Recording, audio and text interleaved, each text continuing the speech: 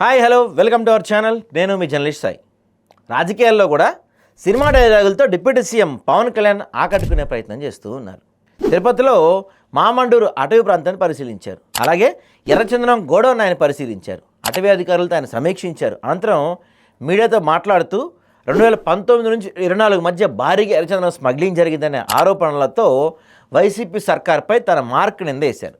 ప్రస్తుతం గోడౌన్లో దొంగల నుంచి పట్టుబడ్డ 2.65 లక్షల టన్నులు ఉన్నట్లు పవన్ కళ్యాణ్ చెప్పారు. అంటే దాదాపుగా 1,30,000 చందనం చెట్లు అడ్డగోలుగా నరికేసినట్టు అనమాట. స్మగ్లింగ్ జోలికి వెళితే తాట తీస్తానని పవన్ కళ్యాణ్ వార్నింగ్ ఇచ్చారు. మహారాష్ట్రలో నిర్వహించిన ఆపరేషన్ కగార్ లాగా ఇక్కడ మరో ఆపరేషన్ చేపడతానని గట్టిగా హెచ్చరించారు. ఆపరేషన్ కగార్ అనేది మావోయిస్టులను ఏరివేసేందుకు కేంద్రం ప్రభుత్వం చేపట్టిన ఆపరేషన్ కగారుకి ముందే చంద్రబాబు హయాంలో అంటే 2015లో తిరుపతి శేషాచలం అడవుల్లో దాదాపు 20 మంది ఎర్రచందనం కూలీలను ఏం చేశారో పవన్ కళ్యాణ్ తెలియదు అనుకుంటా. బహుశా వాళ్ళంతా తమిళనాడు వాళ్ళే.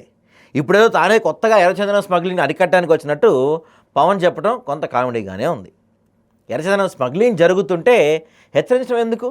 నేరుగా చర్యలు తీసుకోవచ్చు కదా. ఇందులో మొహమాటం దేనికి?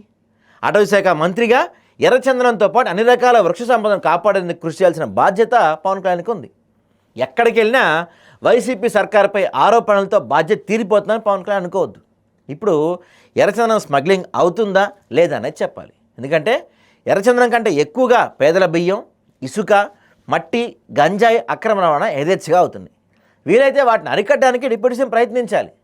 సినిమా డైలాగులతో సమాజం బాగుపడదు, ఆచరణ ముఖ్యం. ఆ దిశగా ఆయన అడుగులు వేయాలి. అధికారంలో వచ్చేప్పటికి 1.5 years అవుతుంది. ఇంకా వైసీపీ పైన ఆరోపణలు గుప్పిస్తూ పబ్బం గడుపుకుందామంటే సమాజం ఖచ్చితంగా అంగీకరించదు.